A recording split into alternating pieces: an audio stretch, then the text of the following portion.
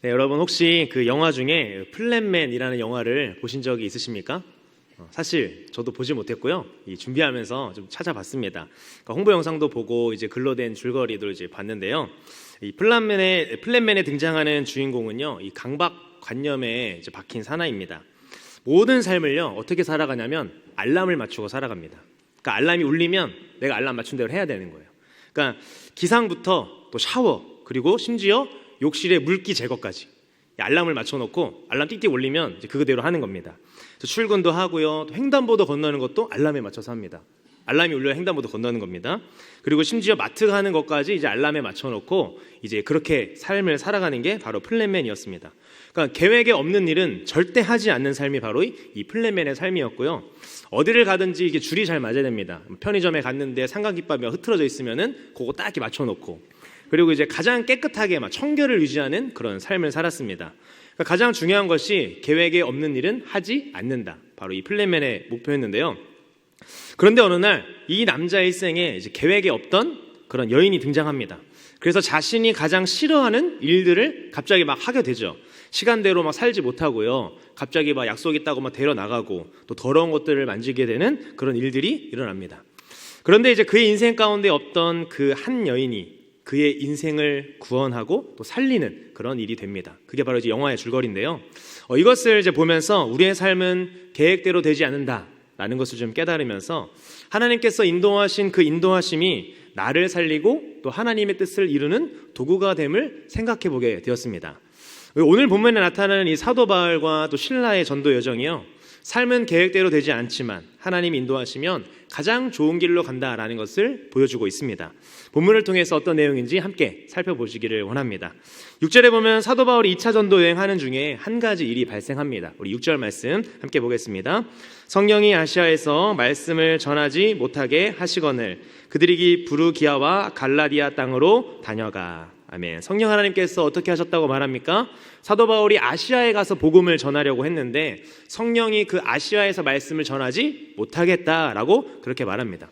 그렇지만 사도 바울이 어떻게 합니까? 그 뒤에 보는 7절 말씀 보시면 무시아 앞에 이르러 내가 또 비두니아로 가고자 힘썼다라고 그렇게 말을 합니다. 그런데 어떻게 하죠? 예수의 영이 허락하지 않았다. 그러니까 성령이 아시아로도 못 가게 하고요, 또 예수의 영이 허락하지 않았다라고 말하고 있습니다. 자, 9절에 보면 그러다가 사도 바울에게 어떤 일이 일어납니까? 함께 읽겠습니다. 밤에 환상이 바울에게 보이니 마게도냐 사람 하나가 서서 그에게 청하여 이르되 마게도냐로 건너와서 우리를 도우라 하거늘. 아멘. 사도 바울은 아시아로 가서 복음을 전하려고 자신의 엄청난 노력을 들여서 준비를 철저히 해가지고 했습니다.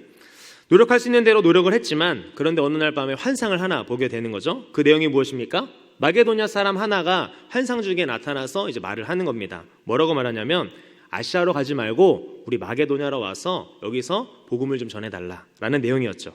그래서 결국 아시아로 가고자 했던 사도 바울은요, 그 환상을 보고 나서 하나님의 뜻이라고 생각하여 자신의 생각과는 다르지만 아시아가 아닌 이 유럽으로 또 마게도냐 지역으로 전도를 떠나게 됩니다. 11절에 보면요, 이 아시아로 가고자 했던 그 사도 바울의 발걸음은요 매우 어려웠습니다. 매우 어렵고 힘들었는데 이 마게도냐로 가는 발걸음은요 너무나도 순조로웠다라는 것을 우리는 알게 됩니다. 11절에 보시면 드로아에서 사모드라게로 직행하고 또 빌립보의 외향이었던 이 네아폴리에 며칠 만에 도착했다라고 나옵니까? 11절 보시면 이틀 만에 도착했다고 말하는데요, 나중에 사도 바울이 3차 전도 여행에서 반대로 이제 빌립보에서 이 드로아 지역으로 가는데 며칠이 걸렸냐면 5일이 소요되었습니다. 그러니까 드로아에서 네아폴리까지 약 250km 정도인데 그것을 항해하는데 2일밖에 소요되지 않았다라는 것은 그들이 탄 배가 뭘 만났다는 겁니까? 순풍을 만났다라는 겁니다. 그러니까 하나님이 내가 열심히 가고자 인간적으로 노력을 다 했는데 그건 다 막혔고 하나님이 가고자 해서 갔는데 오히려 순풍을 만나서 5일 갈 거리를 이틀 만에 가게 된 것이죠. 순풍을 만난 그 일행이요 12절에 보면 어디에 도착합니까? 함께 읽겠습니다. 거기서 빌립보에 이르니 이는 마게도냐 지방의 첫 성이요 또 로마의 식민지라. 이 성에서 수일을 유하다가. 아멘. 사도 바울이 어디에 도착하냐면 이 마게도냐 지방의 첫 성인 빌립보라는 지역에 도착을 합니다.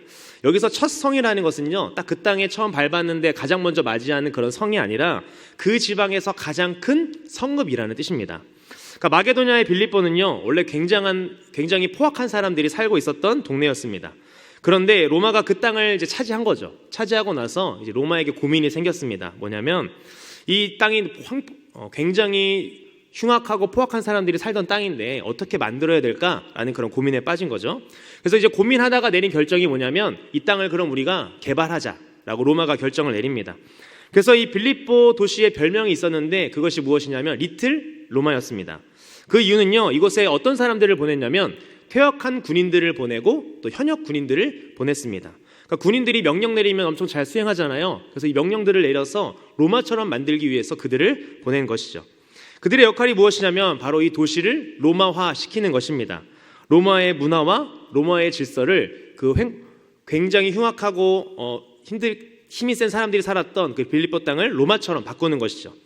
여기서 이 사도 바울과 실라가 전도를 하게 되는데요, 전도하면서 이 마게도냐 사람들을 만나게 됩니다. 여기서 이제 피할 수 없는 그런 만남들을 가지게 되는데 그들이 이 만남을 통해서 무엇을 깨닫고 또 하나님이 그들에게 깨닫게 하시고자 하는 것이 무엇이었는지 우리가 한 명씩 좀 살펴보면서 보도록 하겠습니다. 첫 번째로 만난 마게도냐 사람은요, 자색옷감 장사 루디아라고 하는 그 여인입니다. 우리 14절 말씀 함께 보겠습니다. 두아디라시에 있는 자색옷감 장사로서 하나님을 섬기는 루디아라 하는 한 여자가 말을 듣고 있을 때 주께서 그 마음을 열어 바울의 말을 따르게 하신지라. 아멘. 누구를 만나게 됩니까? 자색옷감 장사 루디아를 만나게 됩니다. 사도 바울의 그 전도 여정을 살펴보면요, 사도 바울이 어느 곳에 가든지 가장 먼저 했던 일이 있습니다. 그것이 무엇입니까? 자기가 어떤 새로운 지역에 가면 사도 바울이 가장 먼저 했던 곳은 먼저 회당을 찾았습니다. 회당을 찾아서 그 회당에서 복음을 전했죠. 왜냐하면 유대인들이 10명만 있어도 그 지역의 유대인들이 회당을 만들어서 그들이 그곳에서 예배를 드리고 또 함께 모여서 교제했던 곳이 바로 회당이었습니다. 자신은 이방인의 사도로 부름을 받았지만 자기가 가는 그 곳곳마다 자신의 동족들인 그 유대인들에게 먼저 복음을 전하기 위해서 그 회당에 가서 복음을 전했던 것입니다. 그런데 빌립보에는 무엇이 없었습니까? 그 복음을 전할 회당이 없었습니다. 한마디로 유대인 10명이 그곳에 없었다는 거죠. 이 말은요, 복음을 듣고 회심하거나 그 유대인들이 10명이 없어서 회당이 빌립보 땅에 없었다는 것입니다. 그래서 바울과 실라가 대체로 갔던 곳이 어디냐면 강가로 갔습니다. 강가로 가니까 여인들이 막 마루터에서 막 빨래를 하고 있었죠. 거기서 이제 모였던 그 여인들에게 복음을 전했는데 그 중에서 두아디라시에 있는 자색옷감 장사 루디아라고 하는 그 여인이요, 복음을 듣고 영접하고 하나님의 자녀가 됩니다. 이것이 바로 그 유럽 선교의 첫 시작이었습니다. 여러분, 이 루디아라고 하는 여인은요, 그 루디아가 사실 이름이 아닙니다. 어떤 뜻이냐면 리디아에서 온 여자라고 하는 그런 뜻을 가지고 있습니다. 예를 들면 무엇이냐면 뭐 김포댁 아니면 양평댁, 구리댁 같은 그런 이름인 거죠. 그러니까 루디아는요, 장사하는 이방 여인이었습니다. 그러니까 아시아에서 온 여인이었죠. 바울과 실라가 이 루디아들을 만나고요, 루디아가 그 예수님을 믿게 된 것은요, 하나님의 플랜이 무엇인지 시사하는 바가 있다라는 겁니다. 여러분, 바울이 어디로 가고자 했습니까? 아시아로 가고자 했습니다. 그런데 아시아로 가고자 했던 그 사도 바울을 마게도냐로 인도했던 하나님은요, 루디아라는 그 여자에게 복음을 전하게 하셨고요, 루디아라는 그 여자를 통해서 무엇이 시작됐냐면 그곳에 빌립보 교회가 시작이 되었습니다. 나중에 그 루디아의 집이요, 빌립보 교회의 터가 되었기 때문입니다. 하나님의 플랜이 그 루디아에게 있었다는 것입니다. 하나님은요, 복음의 경영으로 자신의 플랜을 이루어 가시는 분임을 오늘 성경이 우리에게 말해주고 있습니다. 당시 여인들은요, 사회적으로 미비한 존재들이었습니다. 어찌 보면 복음을 전하는 데는 효과적이지 않았습니다. 사도 바울이 복음을 전할 때 효과적이려면 누구를 먼저 만나야 됩니까? 그 지역에서 힘이 있는 남자들, 권력자들을 만나서 그들에게 먼저 복음을 전해야 되는데 여인은요, 효과적이지 않았죠. 그런데 하나님은요, 이 여인과의 만남을 통해서 이방 땅에, 그 유럽 땅에 최초의 교회가 세워지는 역사를 시작을 하게 하십니다. 그래서 언제나 복음의 역사는요, 미미하게 보이지 않게 겨자씨처럼 시작됨을 우리는 알 수가 있습니다. 우리 눈에 미비하게 보일지라도요, 우리가 정말 옳은 길로 가고 말씀대로 살아가고 복음대로 살아가고 있다면요, 언젠가 생명의 열매가 맺게 될 것입니다. 그리고 하찮고 미비한 일이라도요, 여러분, 하나님이 일하시면 복음의 역사가 시작됨을 오늘 본문이 우리에게 알려주고 있는 것입니다. 바울과 실라가 만난 그 첫 번째 마게도냐 사람 루디아가 그랬습니다. 이어서 두 번째로 만난 사람은 누구냐면요, 점치는 귀신 들린 여종을 만났습니다. 우리 16절 말씀 함께 보겠습니다. 우리가 기도하는 곳에 가다가 점치는 귀신 들린 여종 하나를 만나니 점으로 그 주인들에게 큰 이익을 주는 자라. 아멘. 발과 실라가 이제 기도하는 곳에 가다가 점치는 귀신 들린 여종 한 사람을 만나게 됩니다. 그 여종은요, 귀신이 들려가지고 이제 점을 쳤는데 점을 이제 보러 오는 사람들에게 점을 쳐주면서 돈을 받았습니다. 그러니까 자신을 고용한 주인이 돈을 벌 수 있도록 해주는 그런 존재였습니다. 지금도 점집들이 많은데 이 성경 시대에도 점집이 참 많이 있었습니다. 돈벌이로 전락한 한 여인의 인생을 이 바울과 실라가 만나게 된 것이죠. 그 여인이 외치기를요, 뭐라고 말했냐면 바울과 실라를 보면서 이렇게 말했습니다. 하나님의 종으로 구원의 길을 알려주는 사람이다 라고 말이죠. 그러니까 계속 따라와서 이제 귀찮게 하면서 계속 그렇게 말을 했습니다. 귀신도 예수 믿는 사람이 누구인지 알았습니다. 그래서 그 귀신 들린 여종이요, 여러 날을 이제 괴롭게 했습니다. 성경에 보니까 뭐라고 말했냐면 바울이 심히 괴로워했다라고 성경이 말합니다. 그러니까 사도 바울이 이제 어떻게 합니까? 별로 신경을 안 썼는데 자꾸 와가지고 귀찮게 하고 막 힘들게 하니까 그 귀신에게 말합니다. 예수 그리스도의 이름으로 내가 내게 명하노니 그에게서 나오라 하니까 정말 귀신이 떠나갔습니다. 돈벌이로 전락하고 귀신에게 붙들린 그 여종을요, 예수 그리스도의 이름으로 해방시켜준 것이죠. 복음을 통해서 그에게 자유를 준 것입니다. 그랬더니 어떤 일이 벌어집니까? 19절 말씀 함께 보겠습니다. 여종의 주인들은 자기 수익의 소망이 끊어진 것을 보고 바울과 실라를 붙잡아 장터로 관리들에게 끌어갔다가. 아멘. 점치는 그 귀신 들린 여종들의 주인이여 놀란 겁니다. 이 귀신 들린 여종을 통해서 자신들이 돈을 벌었는데 갑자기 귀신이 떠나가자 얘가 멀쩡해져서 점을 치지 못하게 된 겁니다. 그래서 이 바울과 실라를 붙잡아서 장터로 끌고 갑니다. 여러분, 이것이 무엇을 말해줍니까? 여러분, 세상은요, 하나님의 형상이 회복되는 일에는 관심이 없다라는 겁니다. 영적인 일에는 관심이 없다라는 거죠. 그저 결과가 나에게 손해가 되느냐, 이익이 되느냐, 세상은 그것에만 관심이 있습니다. 경제적 가치 외에는 관심이 없는 모습이 바로 이 세상인 것이죠. 오늘날도 그렇지 않습니까? 사람의 영혼이 살고 죽는 것보다는요, 자신들의 이익이 되느냐, 이익이 되지 않느냐에 관심이 있다는 겁니다. 그래서 관심 있는 일에만 관여하고 나머지는 모르쇠 한다라는 거죠. 당시 여종의 주인들도 그렇게 행한 것입니다. 바울과 실라가 자신들에게 경제적인 손해를 주었으니 그들을 붙잡아 관리들에게 보낸 것이죠. 여러분, 이 바울과 실라를 마게도냐로 보낸 그 하나님의 플랜이 무엇이었습니까? 바로 이 마게도냐에 있는 사람들을 구원하기 위함이었습니다. 루디아라는 여인에게 그 복음을 전하게 하셨고 나중에 그의 집을 통해서 빌립보 교회가 시작되게 하셨습니다. 또한 귀신 들린 여종에게 그 예수님의 이름으로 그 귀신을 떠나게 함으로 말미암아 돈벌이로 전락한 여종에게 자유와 생명을 허락해 주신 것이죠. 그 이후의 이야기 속에도 하나님의 플랜이 계속해서 등장을 합니다. 여러분, 성경에만 그렇습니까? 아니라는 거죠. 저와 여러분의 인생 가운데에도 하나님의 플랜이 있다라는 것입니다. 무엇이 문제입니까? 그것을 깨닫지 못하고 내 뜻대로 살아가는 것이 문제인 것입니다. 그래서 저와 여러분이 기도해야 할 것이 무엇입니까? 내가 하고 싶은 것을 위해서 기도하는 것이 아니라 하나님이 나를 통해서 하시고자 하는 것이 무엇인지 기도해야 한다라는 겁니다. 아시아로 가고자 하는 바울을요, 마게도냐로 가게 하셔서 그 유럽의 교회가 시작되게 하신 것처럼 나를 통해서 하나님이 이루고자 하신 뜻이 그 무엇인지 기도하는 저와 여러분 되기를 간절히 바랍니다. 이어지는 만남 속에도 그 하나님의 플랜이 등장하는데요, 세 번째로 만난 그 마게도냐 사람은 바로 빌립보 감옥의 간수입니다. 23절에 보면 귀신을 쫓아낸 바울과 실라는 어떻게 됩니까? 함께 읽겠습니다. 많이 친 후에 옥에 가두고 간수에게 명하여 든든히 지키라 하니. 아멘.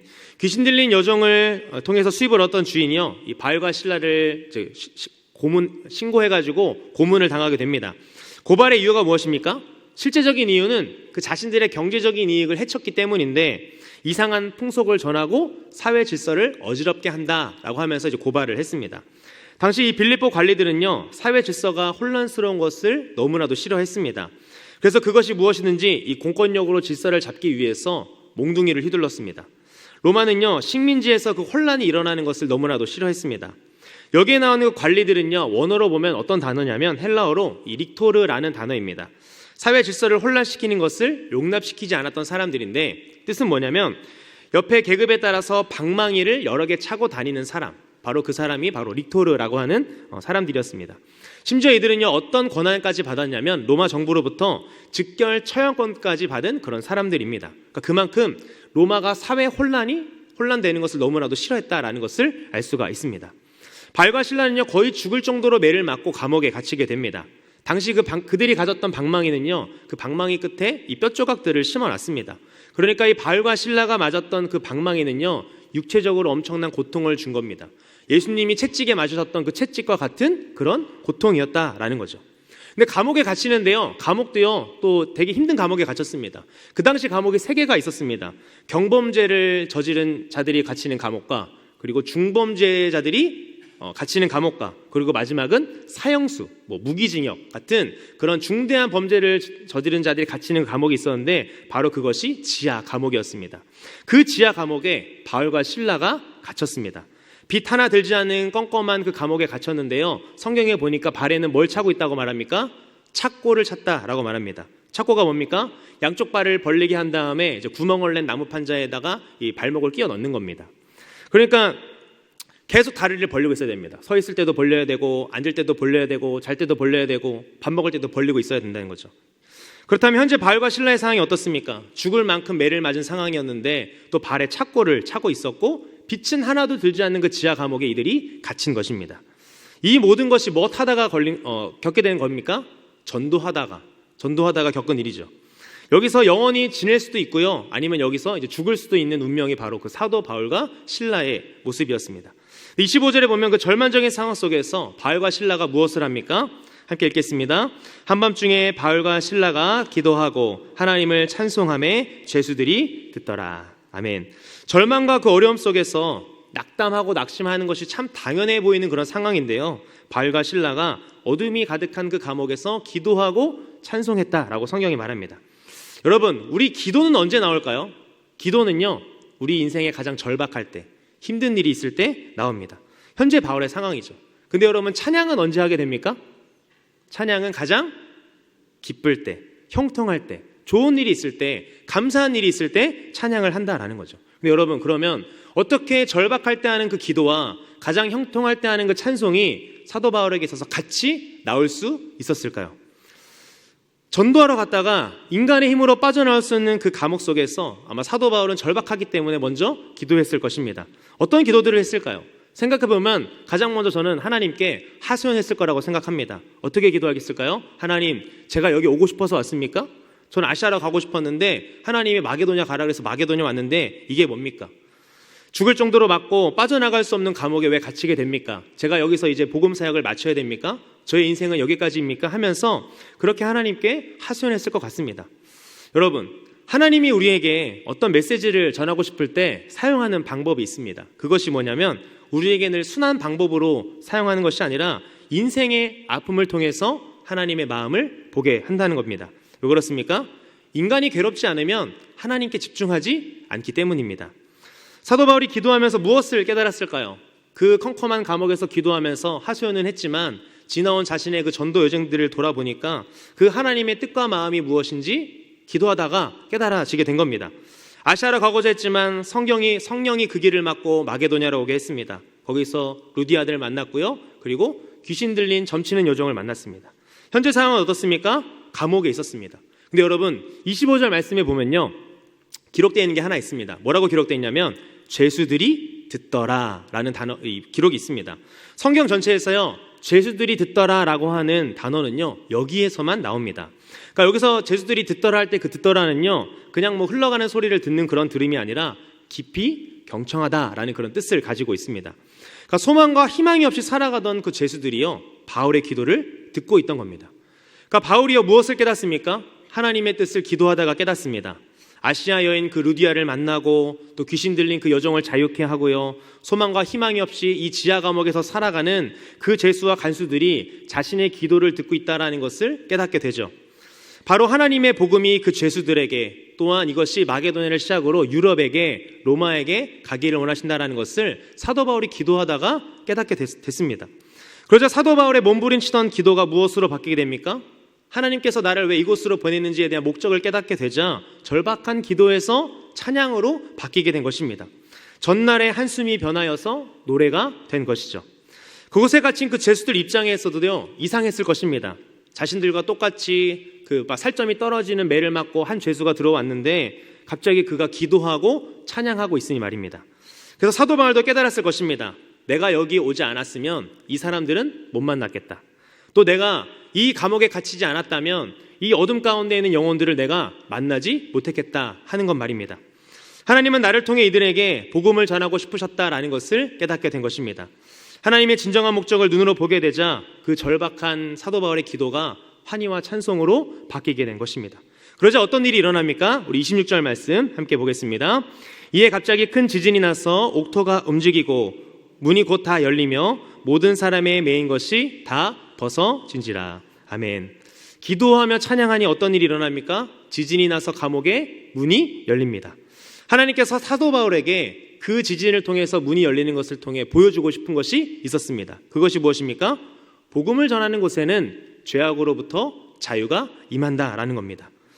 지진을 통해서 문이 열리고 착고가 풀어지는 것을 통해서 복음이 전하는 곳에는 빛이 있고 자유가 있다라는 것을 알려주고 싶어 했던 것입니다. 어둠의 권세에 묶여있는 영혼들, 사탄의 그 신음 속에 묶여있는 영혼들, 그 사슬이 벗어지고 결박이 풀어지는 것을 경험하게 될 것을 보여준 것이죠. 네가 앞으로 복음을 전한 곳에 이런 일이 일어날 거야 라고 하면서 지진을 통해 보여준 겁니다. 그때 자다가 깬 간수가 상황을 보니까 어떻습니까? 감옥의 문이 다 열려 있었습니다. 생각하기에 죄수들이 다 도망갔겠구나 생각해서 자결하라고 하죠. 그때 사도 바울이 말리잖아요. 근데 간수가 왜 자결을 하려고 했을까요? 간수의 임무가 있었기 때문입니다. 그 당시 로마법에는요, 죄수가 도망을 가면 그를 지키던 간수가 그 도망간 죄수의 형량만큼 살도록 되어 있었습니다. 그러니까 간수가 자결하려고 했던 이유는요, 자신이 대신할 그 형량과 더불어서 또 죄수를 놓친 간수라는 그런 수모가 두려웠기 때문이었죠. 간수가 자결하려고 할 때 바울이 소리 질러서 간수가 자결하지 못하게 합니다. 우리가 다 여기에 있다. 사도 바울도요, 정말 그 육신의 자유만을 원했다면 감옥 문이 열렸을 때 어떻게 했을까요? 바로 도망갔겠죠. 자유를 원했다고 한다면요. 근데 사도 바울은 도망가지 않았습니다. 왜 그렇습니까? 하나님의 뜻을 알았기 때문에 한 영혼에게 관심이 있었다라는 거죠. 그 말을 들은 간수가 뭐라고 말합니까? 30절 말씀입니다. 그들을 데리고 나가 이르되 선생들이여 내가 어떻게 하여야 구원을 받으리까 하거늘. 로마의 앞잡이를 하던 그 간수가요, 바울과 실라에게 어떻게 하면 구원을 얻을 수 있느냐라고 질문을 하죠. 복음의 능력 앞에 그가 엎드리게 된 것입니다. 그때 유명한 말을 사도 바울이 하죠. 우리가 찬양으로도 많이 부르잖아요. 뭐라고 말했습니까? 주 예수를 믿으라. 그리하면 너와 내 집이 구원을 얻으리라. 그리고 간수와 그의 가족 모두에게 복음을 전했고 이후에 온 가족이 세례를 받고 하나님의 자녀가 됩니다. 성경이 뭐라고 말하냐면 그와 온 집안이 하나님을 믿음으로 크게 기뻐하였다라고 말하죠.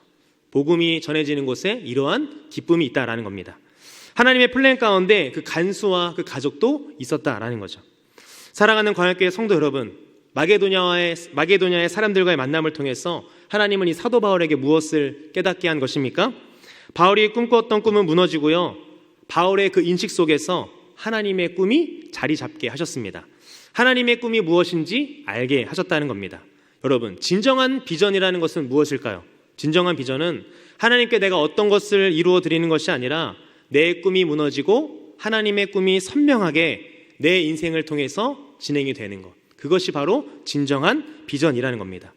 아시아로 가려고 했지만 유럽인 마게도냐로 오게 된 바울은요, 루디아를 통해서 또 점치는 귀신 들린 그 여정을 통해서 간수와 그의 가족들을 통해서 하나님이 이들에게 복음을 전하기를 원하셨다라는 것과 복음이 전해지는 곳마다 풀려지는 은혜가 있음을 깨닫게 된 것입니다. 바울의 꿈은 무너지고 하나님의 꿈이 그 바울에게 심어지게 된 것이죠. 하나님의 꿈을 가지고 살아가는 바울은요, 나중에 어떤 존재가 됩니까? 성경이 말하기를 세상이 감당하지 못할 하나님의 사람이 되었다라고 말을 합니다. 나중에 사도 바울은 결국 어떻게 됩니까? 로마로 가긴 가는데요, 죄수의 신분으로 로마로 가게 됩니다. 그러나 그에게 중요했던 것은 무엇이었을까요? 내가 죄수의 신분으로 로마에 가든지 아니면 어떤 휘황찬란한 배를 타고 로마로 가든지 그것이 중요한 것이 아니라, 내가 어떤 손해를 받고 이익을 얻는 게 그게 중요한 것이 아니라 복음만이 전파된다면 내가 죄수로 끌려가더라도 내 운명이라면 감사한다라는 것이 바로 사도 바울의 마음이었습니다. 여러분, 우리의 삶 속에 계획하지 않은 일들이 많이 일어날 것입니다. 내가 계획하지 않았던 일들, 또 내가 가려고 했지만 막히는 일들, 또 내가 원하지 않은 곳으로 이동하는 일들. 하나님이 가라고 해서 갔는데 고난과 어려움을 당하는 일들을 우리가 분명히 맞이할 것입니다. 그때 기억할 것이 무엇입니까? 바로 오늘 말씀을 저 여러분이 기억했으면 좋겠습니다. 사도 바울이 마게도냐 사람들을 만나며 깨닫게 된 것들 말입니다. 절망과 낙담이 있어야 할 것 같은 그런 상황 속에서도요, 기도하면 하나님의 뜻과 비전을 깨닫게 되고 하나님을 찬양하게 될 것입니다. 왜 그렇습니까? 하나님의 플랜을 기도하다가 발견하게 될 것이기 때문입니다. 내가 운이 없어서 이것을 경험하는 것이 아니라 하나님의 뜻이 있기 때문이구나 하는 것을 기도하면서 깨닫게 될 것입니다. 그래서 그 꿈을 붙잡고 살아가는 자들을 보면서, 우리의 모습을 보면서 세상은 말할 것입니다. 세상이 감당 못할 하나님의 사람이구나. 이 말을 듣는 저와 우리 모든 가톨릭 성도 여러분 되시기를 예수님의 이름으로 간절히 축복합니다.